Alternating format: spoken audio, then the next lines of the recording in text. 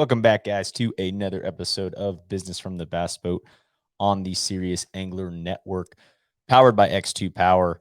And guys, today I've got an exciting show lined up. This is someone I've been really intrigued to get on to the Business from the Bass Boat side of things, just to kind of talk about tournament fishing, maybe some alternatives to just that top level touring professional, and kind of decide what makes sense for you and where you want to take things as an angler. And so really that's what this show is going to be about today. A couple other nuances, but someone who's been making a big wave on YouTube as well, and has been kicking a lot of guys' butts in tournaments for a long time. But without further ado, let's bring in Todd Castledine. What's going on, Todd? Hey, what's going on? Man, not too much. Just kind of in a little break here, getting ready for ICAST and kind of a bunch of tournaments towards the end of the year, but nothing too crazy. It's kind of nice to get caught up on, get stuff done on the podcast and be at home a little bit. Yeah, no, that's what I've been doing a lot lately. And like I said, I mean, ICAST is a couple weeks out, so it's coming up quick. No doubt, man. Yeah. So when we were talking a little bit before the show, you've been just editing and cranking out stuff YouTube wise. I mean, is that kind of what you're doing right now? When's your next derby?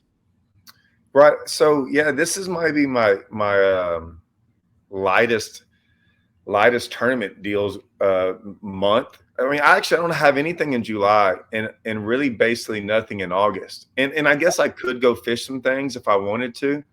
I might get into that later on in the show, why I'm probably not, which is not normally what I would do.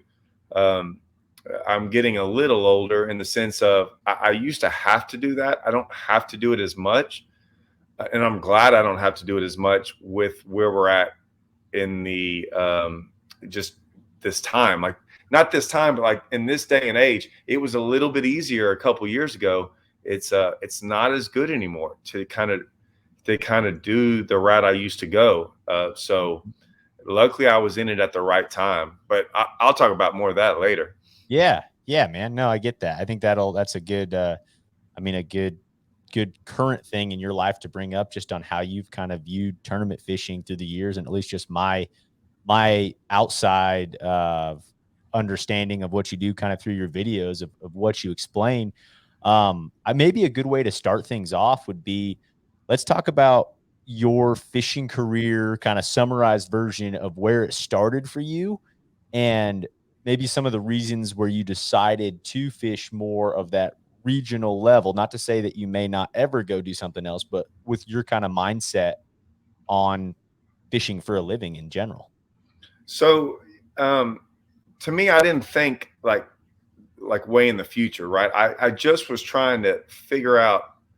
I mean, I was in college and just going to college, working a lot, and then fishing on weekends. And I just wanted to kind of keep fishing. And that's all I did. And I mean, I fished through high school, and there was no high school fishing.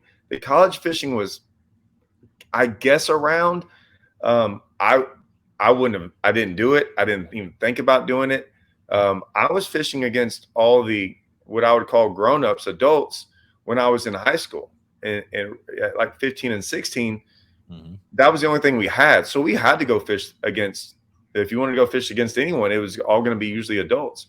So I was just used to it. So we did pretty good back then. And I always used to, I think the first ever tournament I fished, we came in second. So, I mean, I always was just doing good growing up on Livingston and fishing around the house, Houston, Lake Houston, Livingston, Conroe. And, somewhere in college, we had won a boat. But I mean, even back then, it was we didn't have any money. I always had to fish with people. I didn't have a boat. I had a little 14-foot wash taw for a couple of years. But I mean, even in high school, I was walking the bank.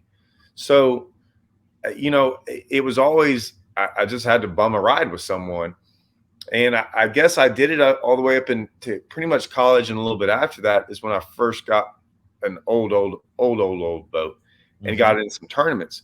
But I was still fishing at that point in time, like 30, 35 tournaments a year. Wow. And I mean, that's all I could afford. Well, eventually around, after college or a little bit, I basically just started fishing as much as I can. So I fished every single tournament that came to Rayburn or Toledo or anything kind of close. So for about, I'd say for about 8 years, I fished 40. I looked at it like 42 to 48 tournaments a year.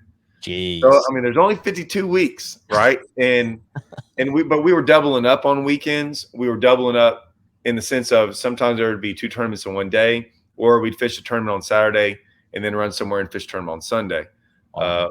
Even when we started fishing they're now Toyotas, if we didn't make the cut on Saturday, we'd go somewhere Saturday and fish a tournament. So it was nonstop.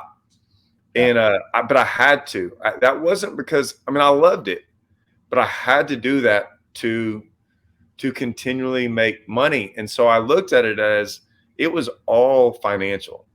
It was all none of it. I did everything because of what made sense. And if I could fish enough tournaments, then even if I made $200 that weekend, that was my only income for a long, long time was just tournament winnings. I think like 95% of my income was all tournament winnings. I didn't have sponsors. I had a couple sponsors, but no money help. So I just did that for a long, long time. And even like in 2009, I fished my first opens and I qualified for the elites. But I had a 7-year-old truck and like a 10-year-old boat that was broke down. I had to borrow a boat. My boat broke down pretty much on the second open, or it broke down on Toledo, and then I had to borrow a boat just to get to the Shaflaya Basin, the third one. So, and I did a video a couple weeks ago where I showed when I first started fishing what were called the ever starts or whatever, that my placings were really bad in Angler of the Year up until we won another boat in 2010. Okay. And 2011 was my first year to ever win Angler of the Year. And since then, it was almost all top 10s in Angler of the Year. And I was like, yeah, I always used to, one of the worst things I ever heard, and Mike Iaconelli, and bless his soul, he didn't know, but he was in that event, I believe, in the Bassmaster Open on Toledo Bend. And it's a long story, but basically everything broke down on me on that event. It was a horrible practice of breakdowns and stuff. And it was a long, long story. Well, anyways, I ended up hearing him say, at this level, it all comes down to fishing ability. We all have the same equipment. Now, I think he was kind of talking about the elites. Not the opens, but the elites. Okay. But here's the deal. When I fished the opens, that open had more elites in it than any other open ever. So there was 208 guys, and I would say like 40 elite guys in there. So it did affect me. It did matter. Oh yeah. And so I was sitting here going, yeah, that's not always true. But I ended up coming in third in the event. So long story short, I qualified for the elites. There was no way I was going to be able to go do it. I wanted to, but luckily I was smart enough not to do it because I wasn't ready fishing wise. I don't know, but financially, no. And what I'll say about all that is I continually did all that and then formed more relationships. Eventually went and fished the tour for 2 years, which was a great deal. And I advise anyone who wants to go fish all that stuff, if it's paid for. If it's not paid for, you can go online. It's very easy. Just go look at everyone's Angler of the Year, and it will show you all the money they make. And just subtract that from the entry fees. Do a little math in there about traveling, and you will see that it is, I'd say 75% of the guys on there are breaking even or losing money if you just don't put any sponsor dollars in there. So I've always just looked at it like that the reality of what they're selling isn't really reality unless you got a lot of money and you don't mind spending it on your own. And that gamble is not worth it to me. Yeah. It never has been. Yeah. And I think, no, that's a great point. I mean, just to clarify what you're saying, to have it paid for, are you saying as an angler, if you get to the point where you qualify for the tour or that high level and your sponsorship dollars are going to cover your entry fees, travel expenses? I mean, Oh, where's the threshold? I'll just take entry fees. Just the Entry entry fees fee. alone would, I'd probably still be, I might be fishing the tour right now if I just had entry fees paid for it. And you know, that's probably what I would do. But even then, it's still, yeah, about that. That would be okay. But now you still have to be in the top probably 50 I was going to out of the say, I 160 or wonder 70. what that would be as far as you're making money point if you had your entry fees paid for. One thing that I really do like about the tour, from the perspective of someone like yourself or someone working a job, is, I mean, really, it's only 6 tournaments and then a championship each year. You know what I mean? As far as, and we're talking about the tour as in Major League Fishing now, but what was the FLW tour? Right. And I would say that's kind of a problem. That's not really a good thing Okay. to a degree, because yeah, you only have 6 chances plus the championship to make money. I mean, if you make the championship, you already made money. So yeah, like so you still have to supplement other tournaments in there, which is okay. But then you can't fish anything. So I can't fish almost anything regionally or back home once I fish the tour. So you have to look at that as that almost every team tournament doesn't allow me to fish back home if I fish the tour. Oh, really? Yeah, Okay. That's for interesting. me, Yeah. and so in Texas, they don't. Yeah, they almost every big tour I fish or team tournament I fish, not one of them would let me fish if I fish the tour. So you got to throw all that out of how you would make some money, and so now you're left with Toyotas and Opens, which is okay, but that's travel. That's once again you get into the more of the traveling deal. Yeah. And so you can't even fish back home on your local lake, even though the local lake's an hour for me. At least it's only an hour as opposed to driving, 6 to 8, 10 hours away. Yeah. That's it. I didn't realize that for Texas. I mean, I've heard of some team series not allowing and different events, certain pros or certain levels of anglers, but like I've never really agreed or viewed that as a positive thing. I mean, I like how Alabama Team Trail allows anyone to come fish it. And to me, I don't know, that kind of rubs me the wrong way. It's like you're going to have to Man, compete that guy at the it's next level or wherever you're. yeah, but what's crazy about that is we all laugh about it, because if the best I ever did on Rayburn and Toledo and back was when I was fishing Rayburn and Toledo all the time. Versus Some of the coming back. versus me traveling everywhere, not being on Rayburn or Toledo at all, and then driving home and trying to jump in a tournament. Man, I just laughed at it because I was like, well, look, man, I'm not benefiting at all. Like, I mean, I would love to be on the lake like all these locals that are hanging out on the lake all the time. So I just thought it didn't make sense to me. And what I found out with team tournaments, and I'm not saying anything new, but it's true. And I make a lot of people mad when I say it, but I always stand by it. Team tournament guys are not all of them. Don't get me wrong. There's a lot of them that do everything the right way and think the right way, but it only takes a couple, and those couple they make excuses for every single thing. For every reason they don't win, there's an excuse. And so there's always like a couple of bad eggs that end up ruining it for the rest of the field, because they're the ones that are going to complain. Everyone else is usually fine with it. It just takes a couple guys. And so those are the guys that will ultimately ruin a trail for a lot of different reasons, but because they complain. We just go in there, and to me, if you're complaining about it enough, just don't fish it. Yeah. Right. But we just fished everything. If we didn't like something, we didn't think the money was right or something, we just didn't fish it. That's it. I mean, to me, like if you don't like a situation, it's not, I mean, you are, I mean, a voting power almost in the sense by your dollars going to that tournament organization or whatever it may be. You don't necessarily have to go out and badmouth it or whatever. Just don't fish it. I mean, that's taking a stand. Fishermen are probably the worst, and it'll never get any better. And there's only we have a lot of private talks where guys call me and stuff, and they go, why doesn't this happen? And I said, man, because you can't get a group of fishermen together and and not that they won't think the right way. It's just there's no way for all of them to come together for whatever reason. I'll give MLF some credit. They tried, in the sense of they tried to make something and go against the grain.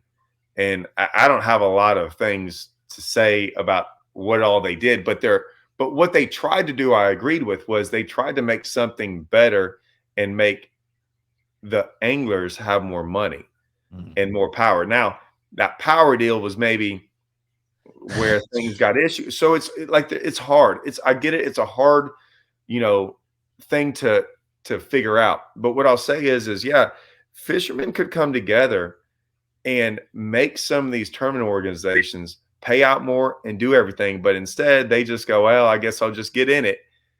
And those tournament organizations are sitting there going, okay, great. So we'll just keep taking y'all's money and doing it. And that's fine. It's crazy too, because I've had a lot of fishermen come at me at this. And I'm like, and they defend the tournament trail. And I go, you do realize I'm trying to make it better for all of us. Like, the more we go stand together and try to make a trail better, it only benefits us. And it's weird how they don't look at it that way. It's very strange to me, because I'm actually like fighting for them to get more money, and I don't know what they think. So, but it is what it is. Yeah. Well, I mean, and this is kind of a sidebar, but like, I mean, think about, and I don't know, I think that fuel prices, inflation, all this stuff is going to slowly start, and already has, in my opinion, affected the amount of anglers fishing Toyota Series events, opens, those type of situations, those travel tournaments, even your local stuff. I mean, you see. No. It's let me tell you something. It's already started, but the opens won't be as affected. And the Toyotas will be less affected. The first things are going to go are the regional deals. Yeah. And or the regional or the local stuff. The local stuff is going to go first. And I'm going to tell you why. So we got into a discussion about this the other day, me and my buddy, and I said, look, and how old? I don't know. I don't want to say, how old are you? I'm 26. Okay. And so in 20 years, I've basically been paying the same amount of entry fees, in the sense of you can go still fish a tournament for about 150 to 200 bucks. Sure. I was doing that when I was, or some of them were 300 when I was like 18 or 19. And yet that's still the same price. Yeah. Now, someone might look at that and go, well, that's good, right? I'm like, no, that's horrible. And the reason that's horrible is, in just your few years of you been doing it, have you seen boats get more expensive? Oh my gosh, yeah. What about baits? Yeah, man. I mean, like, you look at like everything. Rods, reels, your truck, gas, right? So everything that has to do with fishing has gone up. And so now the entry fees stay the same, and you're like, good, I can still get in them. But now when you win, there's not enough money to pay for all the stuff that's been going up. So it's crazy. So there's two things to this. Everyone always asks, hey, how come you and Andrew and Home and all of us stopped fishing the tour? And we go, well, look, when they started doing it, even before me, the entry fees were way here, and the prize level was way up there. Well, in that short amount of time, the entry fees have gone way up and the price has gone down, not even stayed the same. And so I was like, well, that's why I don't want to be around, because I don't want to be known as the guy who paid the highest amount of entry fees ever for a tournament, and yet the payout's worse. Well, on the local level, that's what's crazy to me, is no one wants that entry fee to go up. But I'm going, hey, at least on the local level, if the entry fees go up, the payout goes up, because that's usually a percentage deal. So I'm like, hey, at least we know it's going to go up if the entry fees go up. And yet they still don't. They still want to go fish the smaller tournaments. And I get it for some of the guys going, hey, we just want to go have fun. Sure. But I never enjoyed going to a tournament and fishing it, paying money, and then losing money when I got a check. That's That's a Like horrible feeling, and everyone yeah, has felt it as it's been a tournament. right. I love fishing tournaments, but man, I just go fishing if that was the case. I wouldn't put my money up to lose money. And I Like might that's go just fish a lake that's less pressured and have a good time on it rather than going to get my face. absolutely, Like, yeah. absolutely. So it still to this day blows my mind, and that's why I said if groups of fishermen would come together and go, hey, we're not going to fish some of these trails, and they might go and it would force certain trails to do better. Mm-hmm. And that's what's going to start happening, I think, in the next couple of months. You're going to see certain trails probably disappear a little bit, or rethink how they're going to get these fishermen to come out. Because right now, I don't blame if any fishermen don't want to go fish a tournament trail because the payout's so bad. Yeah. Well, I mean, and basically, you went over a lot of things there with entry fees and payouts, but John Hunter I had on a while back, and we've gone back and forth talking a bunch just about how tournament fishing is the opposite of like an inflation hedge because nothing has changed, right? Nothing has changed. But what's interesting is you brought up the entry fee side, and we're just specifically talking about the payout side. But if you think about it, that's true. I mean, if there's unless of the model changes, the model tournament fishing hasn't changed, right? Like the entry fees are always a factor when it comes to the payout. And so if that never changes, then that top end's never going to change unless the model changes. But I think about it just with our local out west here. So I'm in Colorado, but our ABA series, like the traditional, I think the entry fee, it's a team tournament's $200 or $220 or something. But then they do a PTT, they call it a pro team tournament once a year. That's a $550 entry fee. And the payout is substantially better. And still, I mean, it's substantially better. It pays way down further. And they still, uh, you know, there's not enough of an appetite to have more of those here and Well, in some of these states. And it's just like, guys, look at the numbers of this. This looks better. listen, we got the appetite in Texas, and you can't even make, I've done videos on this. You can't make these guys understand it because so we started with, and I have a meeting with them in a week or two, but the TTO guys called me up again. I think we're going to have another meeting, but it's going to start up year 2.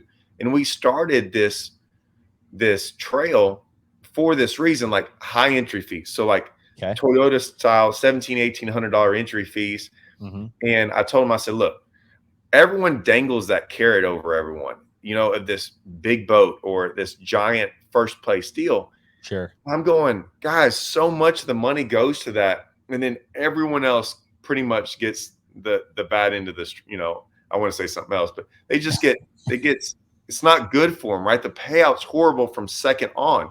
Yeah. And so then you got trails that try to pay too far down, right? And so like half the field's getting not even their money back, but they get a little bitty check, or so much of it goes to first place. And I'm like, I said, hey, if we do this, we don't have to make this thing 50,000 like everyone else. We could put 30 on it. Mm-hmm. And when that happens, I was like, I've never met 2 guys that went out and fished a team trail that won 30,000 and got mad. And so now our second, third, fourth, fifth, basically we pay so much down to like 10th place or 12th place that you at basically 12th place, and I'll explain something else in there, with this side pot, you cover your entire expenses for the rest of the year. Just on a 10th or 12th place check. Okay. And I mean, give me an example here. So how many boats are in this, and what is a 12th place range check going to be? So that's the crazy part. We figured it with 100 boats. Okay. And we would pay, I think, this is going off the top of my head, I think 22 places. Now, like 13 through 22 is you're just getting $2,000. And it might be $1,700 or $1,800 entry fee. Okay, so similar to a check in a Toyota series, right? But get this, 12th place is $6,500. Wow. Okay, 60 like second place in these things are 26,000. Wow. Third place is 18,000. Fourth is I think 11, or it goes like 14, 11, 10, 9, 8, like. So you might finish 8th place and win eight or 9 grand or 7 grand if it was up to 100. Now we did this, And Tournament Trails pretty much, they adopted this and they love it. Okay. But there's a side pot in there. So we initially did the side pot because of of having a higher entry fee. And then these stupid trails that put these, if you paid over this amount of entry fee, you don't get to fish, because they're thinking other stuff. So I was like, hey, we'll just put a side pot in there. So the entry fee is only $1,000. Okay.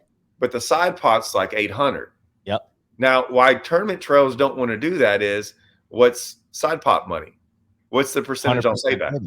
100%. Now the Tournament Trail doesn't get any of that money. So that's why you rarely see side pots from Tournament Trails, because they can now, it's kind of known that a side pot gives all the money back. Yeah. But they're not making any, right? Like I said, I'm always out there trying to help the fishermen make more money. If we're going to put up our money, let's at least get our own money back if we do good, right?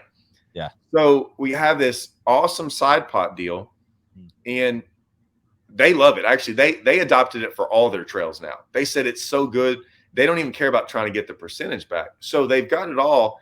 And then side pot money, you don't put that much into first, right? Okay. Because it's so we might pay out 8,000 or 7,000 for first place on side pot, even though that seems like a lot. But the percentage, now you can maintain that money way on down the line. So now there's times that, like an 8th place or 9th place finish, you make more on your side pot than you actually do on the actual payout on the entry fee money. But when you combine them together, it's huge. And so we made it all up, and they're like, the payout on this trail is probably the best payout that there is in the country. And from yet, a ratio standpoint, from your entry. Yeah, but people are still, it's hard for, they won't put a pen and paper to it and look at all this stuff. We do it all the time. Like, it's easy. Like, I can just see it now when a trail comes out, and I can just look at the payout and the entry, and I'm like, that's not good. Yeah. So, I mean, I've just looked at enough of them that it's just, I can see something instantly. Yeah. Well, I mean, let's go into a little bit of that. I mean, from your perspective, and going back to a little bit, you had fished the tour for, you said, 2 years, and then you kind of came back to, and at this point you had already been fishing full time. You're one of these guys that can make a living, like you said, off of your tournament winnings alone.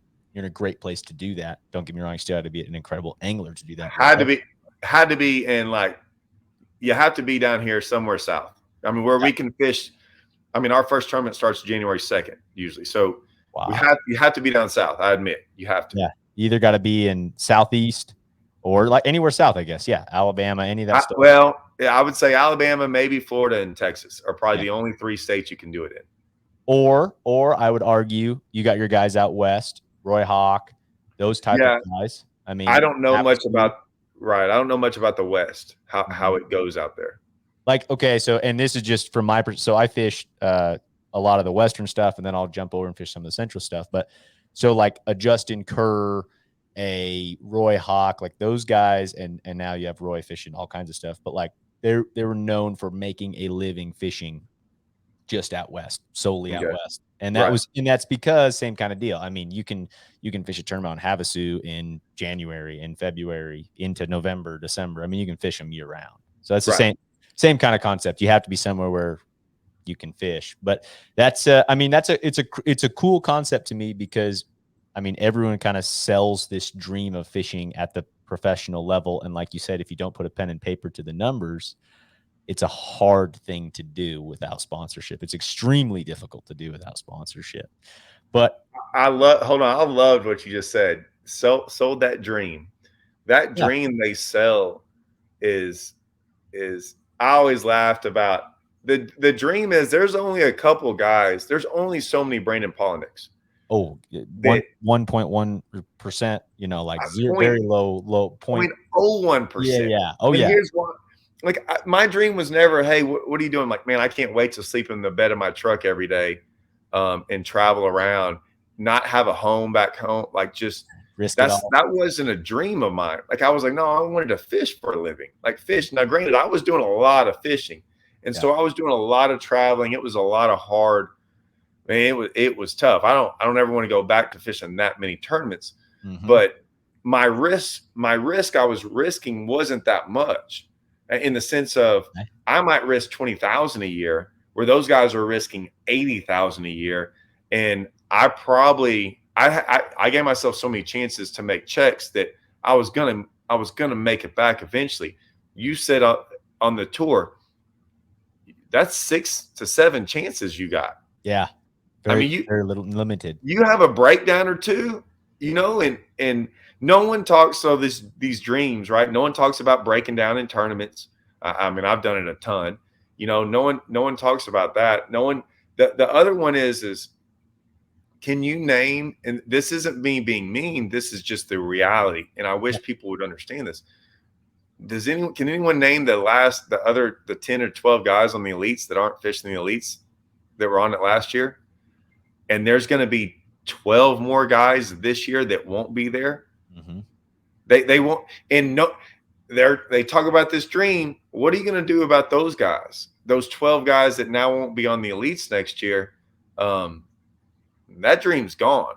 And are they stuck with a bunch of debt? Are they? I mean, it's a tough deal, and I don't think people always.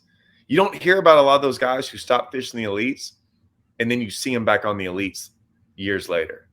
Yeah. You notice that? Yeah. Oh, yeah. I mean, from a long-term perspective, I agree. I mean, I think you see, and just with starting the podcast and everything over the last couple of years, I've really followed the elites closer than I ever have. And you definitely see like the guys that were cut last year, and you think some of these guys, and you're like, man, some of these guys were developing a name, to some extent. And now they're grinding on all 9 of the opens. And hopefully, I've seen to get back there, you've seen some of those guys have the ability of a sponsor stepping in and saying, look, man, we were with you here. We're going to be with you again. It's just a different product now, right? Like we're looking at the opens versus the elites. And so you see some of that as a beneficial thing. And hopefully if you make it to that elite level, you have the ability to build those relationships to if that ever happens to you. But there is a ton of guys that you never hear of again and have never heard of. I mean, I remember when there was me, Steven Johnston, Chris McCall. We all made the elites the same year. None of us went. We all fish for a living to this day. And I remember the last event, I think, was in October, if I believe, on the Shaflaya Basin. By November, we had to have our deposits in, need to know. So we basically had a year to figure, or a month to figure out these so-called sponsors that were going to come in. Now, if I'd have fished the elites, I probably would have been able to do it. But like I said, I didn't even have a boat at the time, or like a new, like, man, I had a 10-year-old boat. It was bad, but it was, it wasn't just like, I see these guys now. I mean, half the guys in the opens I look at, and I don't care how old they are. They got brand new boat. I mean, they're set up a little bit more to do it, I guess. Mm-hmm. But man, I guess a lot's changed since then. Well, and who knows too? I mean, I don't know. I look at that stuff too, man. I mean, so I fished in high school and into college, and was fortunate enough to split a 2005 Legend 18-foot boat with my dad when I was in high school, and then basically had that through college tournaments. And I had it up until last year, and I bought a used Phoenix, a 2018 Phoenix this last year.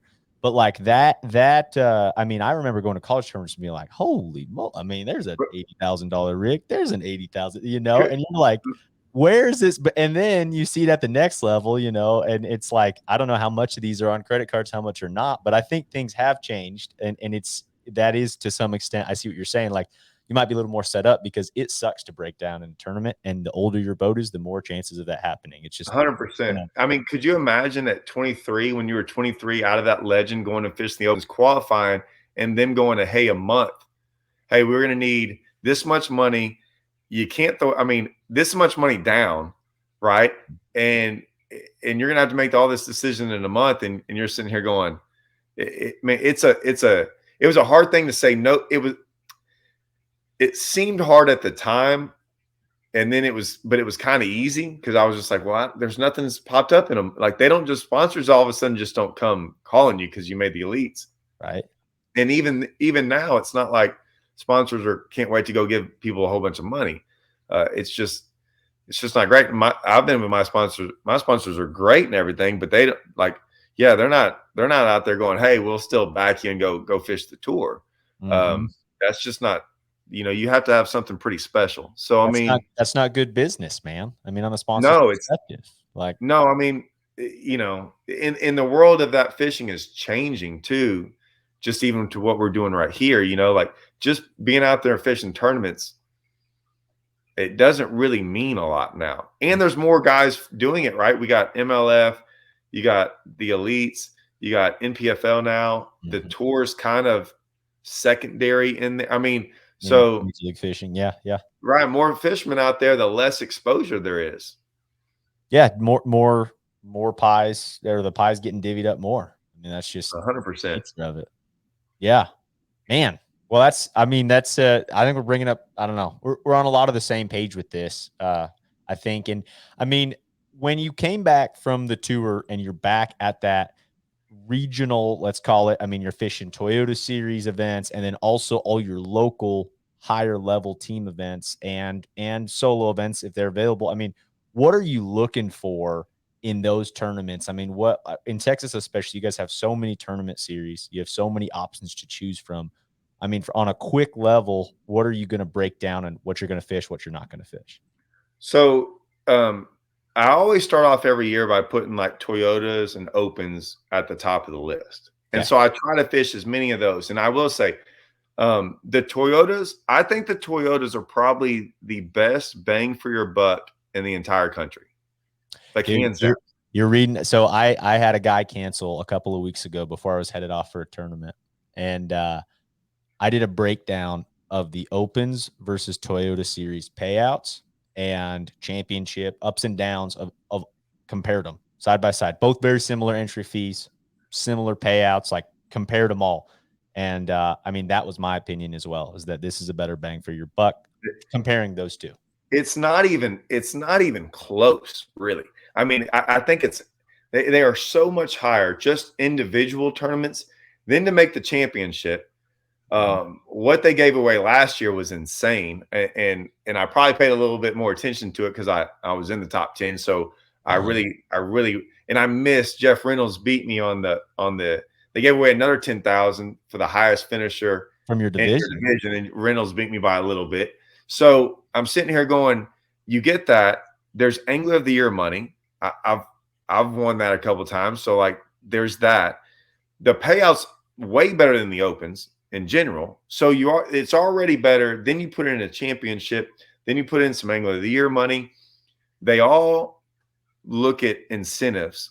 So incentives, to me, I made so much money over the years off incentives. Contingency programs, incentives for what gear you're using. Correct. And you had a boat, that Legend. That Legend for a while was just, it was huge for me. I did really good. The deal. Like, people were being sneaky about it back in the day. Yeah, I mean, I won quite a few $10,000 checks. Quite a few of them. And there was no limit. So I was making some money off Legend, and then with just Toyota and Costa, and they had some way to win things, and they just had a lot of stuff. And I always look at all that stuff. So those are huge. And I'll bring that up later on in the other tournaments. So, but the Toyotas and Opens are what I put in first.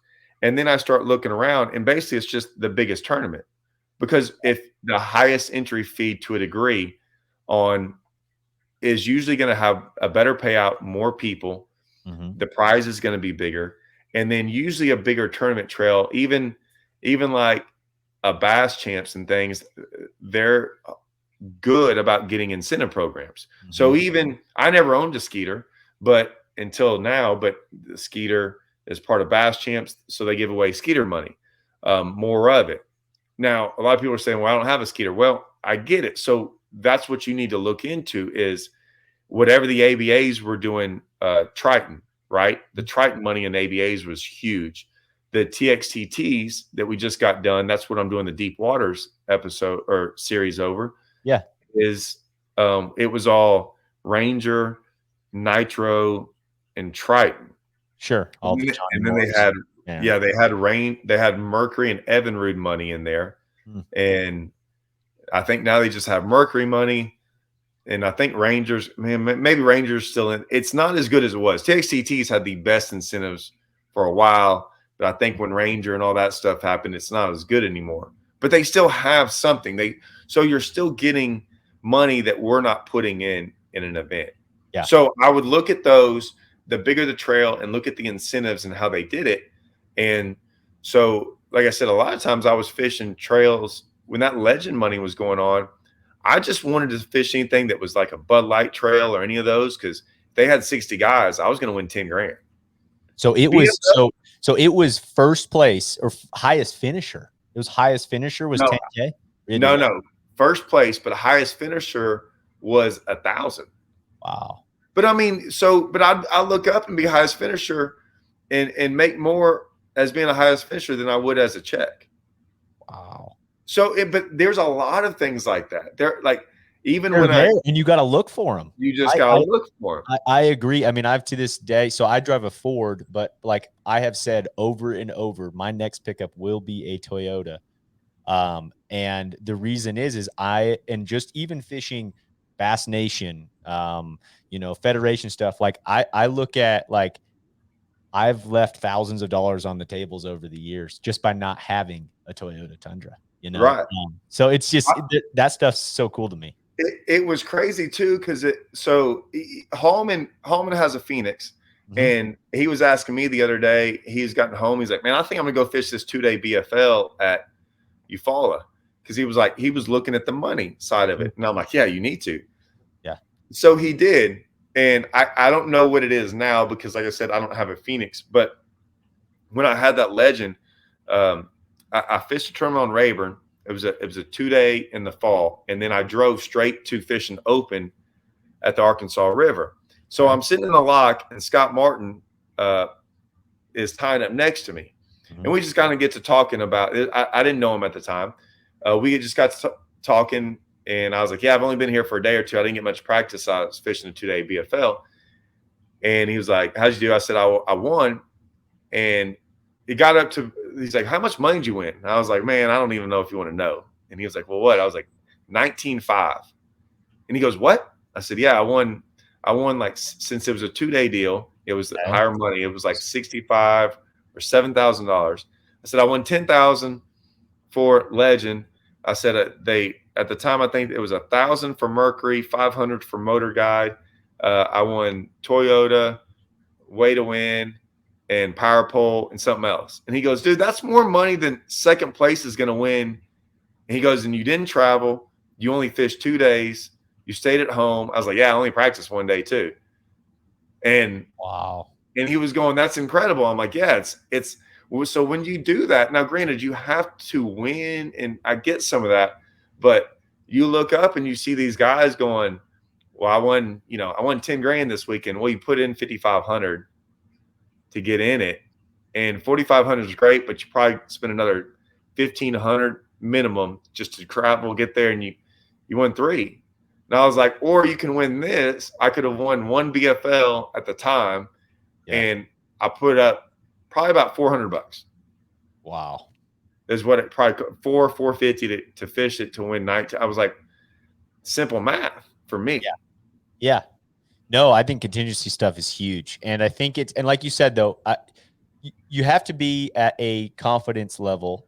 I mean, you're at that level. You're well above my fishing ability, where, like, I look at the odds of me winning a Toyota Series level event and that kind of a thing are different. So maybe that goes into your factor of having a Phoenix boat.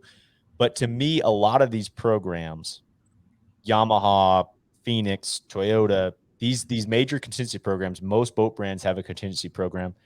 It's better than the vast majority of guys' boat deals. Like, just by running that, like, if you don't have a boat deal or you don't want to pursue anything of that, like, run a boat that you're going to be, that's supporting by the tournament organization. So like, even with Costa, and I was with them for a while, but like, I used to always laugh. I was like, "Man, some of y'all have these deals, and it's better." Like, I get paid more. I was getting paid more in incentives than I could from most sponsors. Yeah, so exactly. I'm sitting here going, Yeah, I'm just going to do whatever the incentive deal is. And luckily, I'll be honest with you, and Toyota's not my sponsor. I love my truck. Yeah. Costa was, but Costa's like, come on, Costa's still the best sunglasses. It's not even close. So most of the programs and the incentives that were out there, it wasn't like some subpar. You had to go stretch to do it. Yeah, and it wasn't like a quality issue of like, man, I have to wear these sunglasses. Yeah, I think everyone wants to wear Costas anyways. I'm just saying but we come on, like everyone wants Costas, right? So it's not like it's usually the best companies putting out the best incentives. So it's a win-win. You're not out going, man, I had to go buy this and fish with it. No, man, usually it's a good deal regardless. Mm-hmm. Mm-hmm. So I'm with you. No, I think contingency programs are really important. And I get that, chasing the contingency program, especially in that situation, if there's going to be a series that has something that you can align with, go do it. When it comes to the actual entry, so it sounds like you said large field, that's generally going to have your biggest payouts. You're looking for contingency programs. What else are you looking for at that local tournament level? well, and I'll go. I didn't talk about the large fields. The large field is huge, and here's why. We have fished against 300 guys or 30 guys, and I'm telling you right now, if 30 guys enter a tournament, I know those 30. Like I know half the 30 that got in that event, and I'm telling you right now, I'll pick 15 of those guys and put them up. They're probably going to go win if 300 guys are in it. Mm-hmm. So usually the smaller field guy, like it's usually the same guys, and so if you're going to have to go beat those same 15 guys, might as well do it with 300 guys to where you're not winning 1,500, you're winning 30 grand. Mm-hmm. So I always say, yeah, I always want the biggest field, and anything else, like I said, I want some of these trails. There's good ones and there's bad ones, and it's kind of who runs them. Okay. So, I mean, a little bit it's based on who runs them and how they've handled things in the past. Mm-hmm. And we just, because tournament organizers or tournament directors, that's not an easy job. No, like basically I don't ever want to do. Yeah, you're getting yelled at for a lot of different things. But I know when me and Hallman and all of us got together, we're like, hey, we don't care what it is as long as it's fair. And we can tell you what's Same not for fair. Everybody. Right. Just we want them fair, and we want it consistent. Mm-hmm. And so there's trails out there that start being inconsistent. They say one thing and then they do another. And usually you do that once or twice and we're out. Yeah. So I'm not saying it's an easy one, but that's all we want is to look at it. We just want it really fair, because most of those guys fishing those trails are good. I mean, the fishing community as a whole, man, there's a lot of really, really good dudes out there. And so we just all want it fair. Shoot, if we could find someone to just give some cash to at the boat ramp and he hold it, we'd probably just do that. Mm-hmm. But, that's not exactly easy. It's none of us want to go run it. We just want to go fish it. Yeah. Yeah. No, the comment you made about if there's a 30 boat tournament and there's 15 guys that there are absolute hammers, like that kind of makes me think of what's happening out west right now and has been a struggle in the last while here, is the Toyota Series field numbers out west. I mean, you look at that, but like you start going through that list of guys and like, dude, the top 20 guys in that are studs. I mean, like, doesn't matter. Like if there was the US Open in a 200 boat field, like you're going to see those guys be on that level. Like, and it's interesting how that works. And it's part of that struggle out west is, I think anyway, there's a lot of different tournament organizations competing for stuff.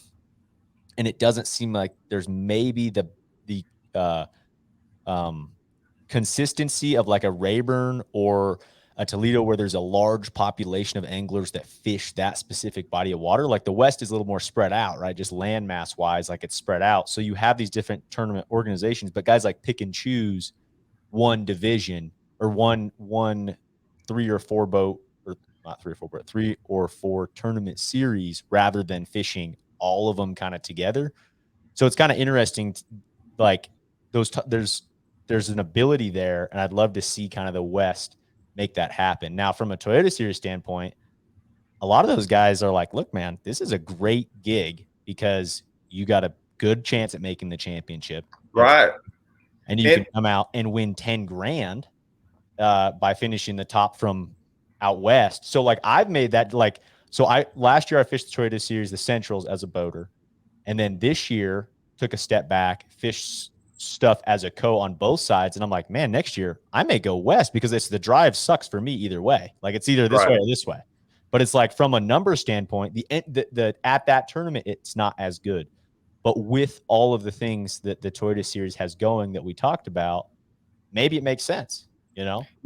see, and like I said, I'm good with someone going either way in the sense of you looked at it from your point of view of like how you're trying to get it accomplished. With I'll never knock a guy who looks at it in a way like that or a certain way of this makes sense for me because like I said, I don't live that far away from these places. Now, the good and the bad about Rayburn and Toledo is yeah, we have a lot of trails here, but man, we have the worst guys. Like our guys don't travel. Our guys are the worst. And everyone around Texas hates, I'm going to say them because I'm not included in them. They all know I will travel to your lake and go fish. Like I love it. Like I hate, everyone knows I hate being on Rayburn too many weeks in a row.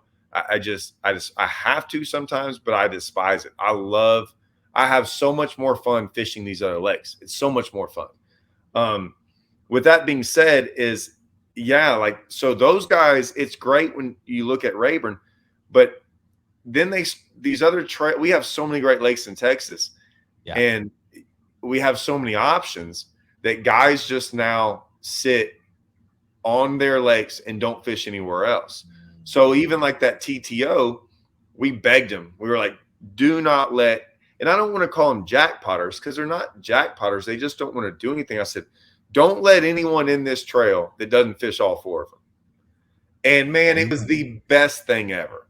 And everyone that fishes the trail that got in all four of them, 100% of them love it. Love that fact that like, so we go to these tournaments, man, and we all love it. We go to Rayburn, and every one of those local Rayburn guys has to sit there and watch us give away all this money this one weekend, and they're not allowed to fish it because they won't get in all of them.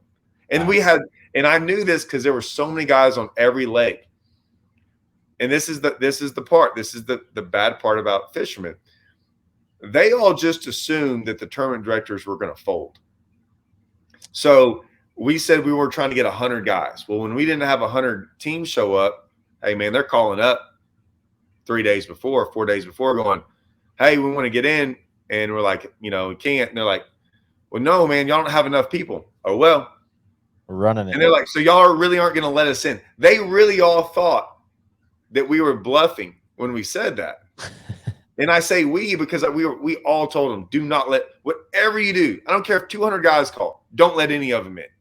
And he didn't let any of them in. He's like, hey, you want to fish our trail, fish all four of them, support the trail, support what we're trying to do, and everyone wins. But yeah, the guys were like, they didn't realize they were going to be serious. So stuff like that, if you're able to do it, and that's what we told them, like, once again, as a tournament director, just don't crumble to these guys and all these things. You can just stay true with what you're doing, and I promise everyone fishing the trail will love it. And I'm telling you, everyone that fished that trail loved it.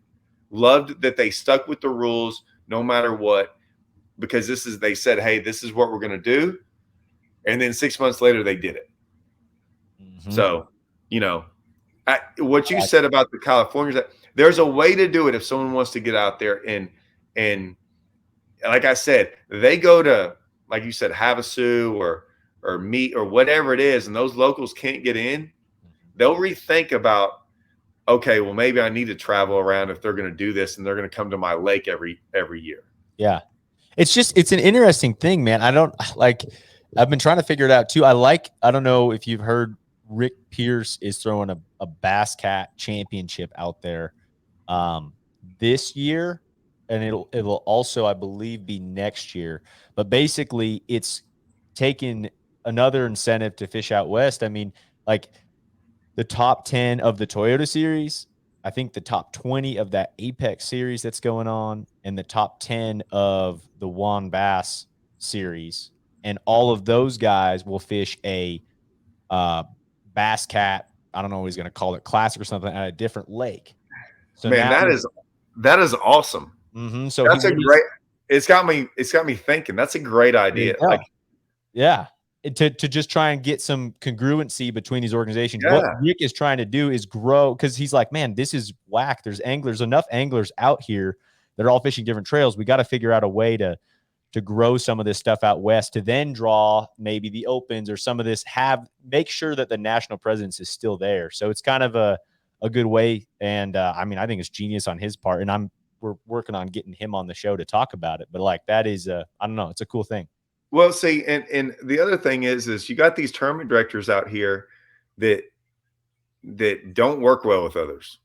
Oh yeah. And what I mean by that is they're starting to put these trails out here, and maybe too many of them or whatever, and they just put them on top of other trails. Yeah, schedule wise, you mean? And I mean, like, even when we have Toyotas, I can't tell you how many Toyota events that I look up, and you make the cut on Saturday and you're out there. There's more people on a Saturday fishing another guy's trail that he threw in. And man, they do it on, I wouldn't say on purpose, but it's not.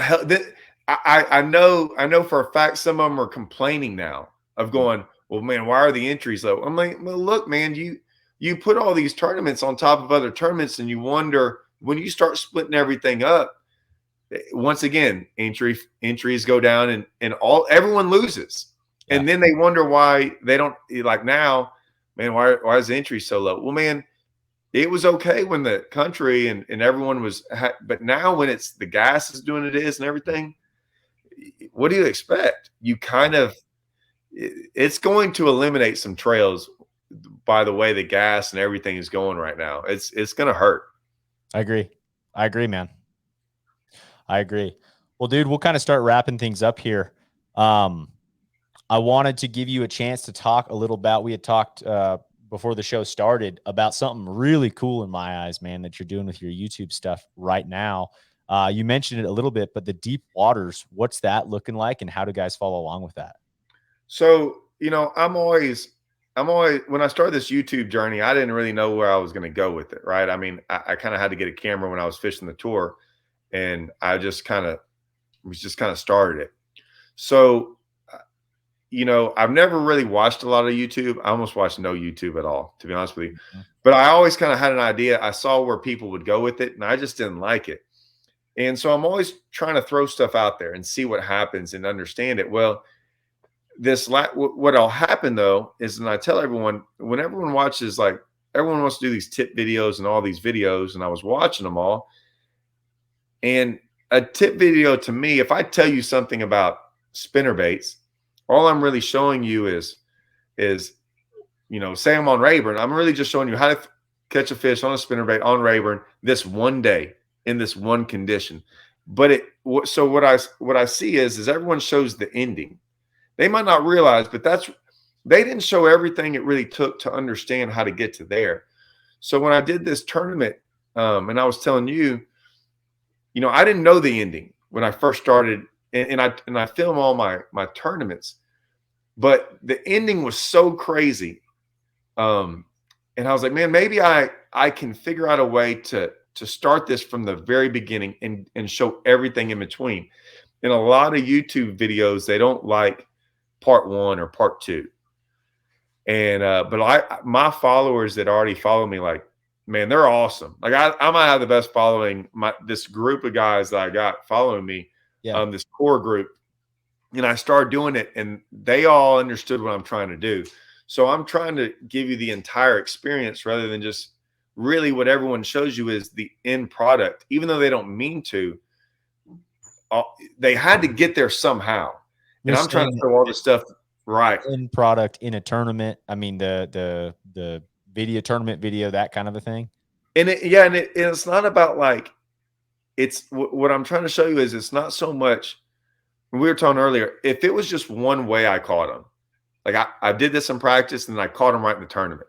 Mm-hmm. Once again, that's almost just a one video technique video because I didn't really show you anything.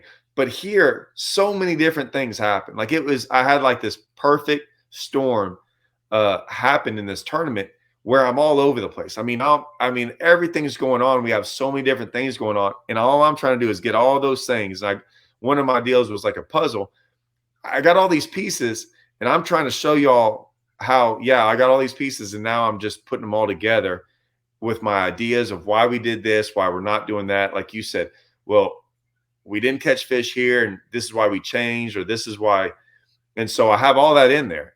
And so I think I'm on episode, I don't even know, maybe 5 or 6. I think 6 comes out tomorrow. Nice. Or might be, maybe not. It might be 8 or 9 by the time this airs. But yeah, it's I'm just kind of winging it. But far, I believe in my comments, I think it's my most liked videos I've ever had in the sense of like the majority of people. That's awesome, man. I haven't, I like yourself, man. I really don't spend a lot of time on YouTube, but like that is a series that I'd be interested in checking out and will after this, just because it's almost getting into your brain. And I think what's cool about it too is so many times, like you said, it might be the video of somebody throwing a top water and smashing them on day 3, making a comeback and winning a tournament. But it's like days 1 and 2, maybe they didn't catch a fish on a top water. All of practice, they didn't catch a fish on a top water. And then it's that switch, and no one saw that or saw that angler was able to do that without a clue necessarily, or it might just be right. So why did he make the switch? What pointed him in that direction? Or, I don't know how many times like guys will catch them really good, and then the next day do something different. You're like, well, wait a minute, how'd that guy catch them so good and decide to do something different? Like completely different. The guts that guy had to do that is huge. And like I remember when Hallman, I don't want to go too long, but when Hallman won on Lanier, he was catching all these fish, and I think it was on day 3 or day 4. He went up the river where he had gotten a couple bites in practice, like one time, or like stayed around and started throwing a spinnerbait. And he didn't catch a giant bag, but it was enough to win. And I'm going, man, you just threw everything you'd done in 3 days away. But that's how you win sometimes. And so that kind of went on here.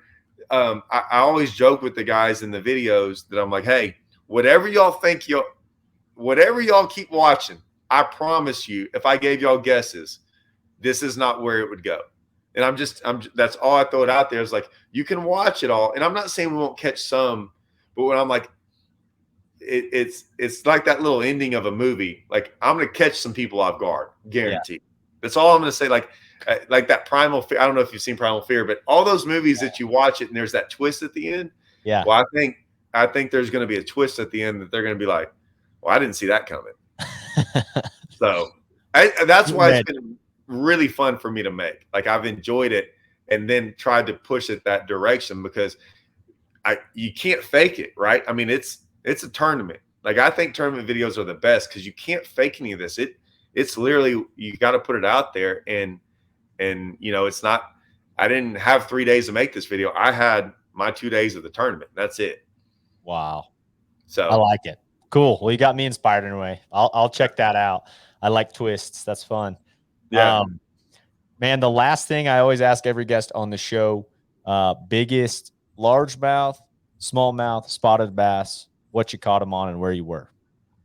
1266. Big one. Sight fishing. No way. Yeah.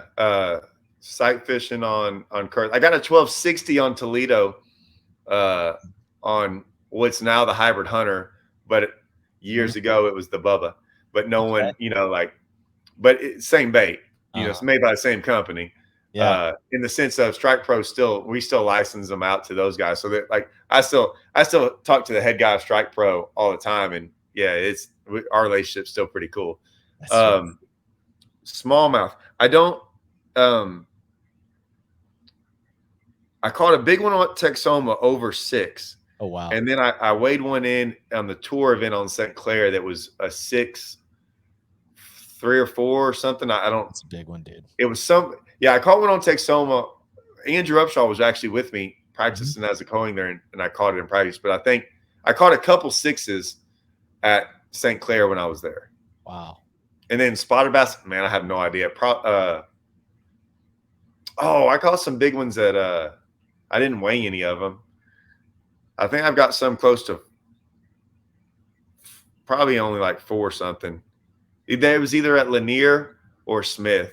Yeah. I remember catching big ones on both of them. That's like probably one yeah. No, I mean that I don't. They're not big enough for me to really weigh. I mean, but I was like, oh my gosh, this is a giant spot, and we don't get big ones like that. I mean, a 3-pounder anywhere in Texas is usually pretty big. Yeah. Yeah. No, I would say my most common answer to that is like, I don't really know, like 2.5, 3 pounds, something like that. And it's funny. I don't know. To me, a true tournament fisherman, like, I don't really think cares that much about the weight of a fish unless it's in a tournament or if it's a giant one. Like the amount of times where I haven't weighed like a good one, I'm like, man, I kind of wonder what that one weighed. But we fished because we're in Colorado. We don't have big lakes and stuff. We'll do our state tournament somewhere else every year. So this year, and it's only 7 hours from my house, or 8 hours, I guess, we went up to Lake Oahe in South Dakota where the elites are about to be. And I caught a 576 smallmouth in practice. And I think that was like one of the only fish that I have weighed because I was like, dang, this is a big one. Like it looked like a freak, you know what I mean? But like most of the time I'm like, oh yeah, that's a good one. It's like 4.5, 4-pounder, like whatever it may be. But it's funny because I'm the same way. I'm like, I don't really weigh him unless it's like a freak like that. No, and real quick. So when I was growing up, I grew up on Livingston. There were no 10-pounders on Livingston. And I went to school at SFA, and my first trip ever to Nacogdoches, I caught a 7.5 out there walking the dam, which I probably wasn't allowed to do. And then I went out with a guy in a boat, and I catch a 9 something. And it probably was my biggest fish at the time. But it was my second time on Lake Nat. And so then I started fishing Rayburn, Lake Nat, all these lakes, and 10-pounders became fairly regular. Mm-hmm. And they weren't at first, but like now, in all honesty, I started fishing more tournaments. It was harder to catch them. We've caught quite a few in tournaments. But, like I said, it's crazy how everyone looks at these big fish and like, man, I've never caught a 10. And I'm like, hey, look, it's just because it's not because you're a fishing ability. It's because of where you live. Yeah. I just promise you, it's mainly because of if you fish lakes that have big ones, you're going to catch a 10-pounder. And we fished. I couldn't tell you how many 10-pounders we caught. I have no clue. We just caught so many of them back in the day. Now, I will say I don't catch as many of them as I once did. Interesting. But for a while, yeah, I mean, we were catching probably 5 to 10 a year. Wow. That's crazy. Maybe 5, 6 a year. I mean, we had some 50-pound days on some lakes out there. I mean, wow. No, sight fishing, and then just you get on certain lakes at certain times of the year, and I mean you got a chance at some. I mean, or you got to realize some of our lakes are like top notch, like incredible, and they were kind of secretive a little bit. They're not secretive anymore. They're it's kind of tough. Yeah, but yeah, I mean, yeah, that's you got, like I said, but you got to live on a lake that has them. If not, it's so hard to catch a 10-pounder. I caught an 11 at Chickamauga. And I've only been there once. Yeah. So I mean, you might get lucky going some other place, but most of the time, yeah. You gotta have that consistent. I think that was practice for a tour, and I think I caught a 985 on Seminole on day 2 of the tour. At least that one was in a tournament. That was in a tournament. Like I said, yeah, we weighed in a lot of 10s in tournaments. Those help win you votes. I will say that. I bet. Yeah, that does help the cause. That was one of the things I had to learn real quick, that I couldn't go out there and try to catch 20 pounds every tournament. You better go catch a 10-pounder in a tournament because it's hard to win without one. Wow, that's Texas for you. That's awesome, dude. That's why awesome. It's hard to win now, man. It's hard getting wins now. You got to have that big bite. Yeah, everyone's out there trying to fish for them. Mm-hmm. Mm-hmm. I like it. Well, Todd, man, thanks for coming on. How can folks follow along with everything you got going? Man, I got Instagram and Facebook, but really it's Todd Castledine Fishing is my YouTube. And I probably put 90% of my effort into that now. It's just I've been kind of having fun with it, and it's I don't know. It's going pretty good. I like it. I like doing it. It's a little work, but it's kind of fun too. I like it, man. I like it. Well, folks, if you haven't, you live under a rock, check out his YouTube channel. It's awesome. It's something that I really like listening to because he does get into a lot of that analysis stuff, the same kind of stuff that I like when looking at tournament trails. And so, man, it was great to have you on. Thanks for coming on, and we'll see you here at ICAST the next couple of weeks. I'll come say hi if I find you. Yeah, come find me. I'll be at the Strike King, probably at the Strike King Lose booth now, since that's really my little home now of designing baits. So yeah, I'll be there for 3 days. Awesome. All right, man. Well, have a great rest of your week, and we'll see you here in a couple of weeks. All right, thanks, Adam.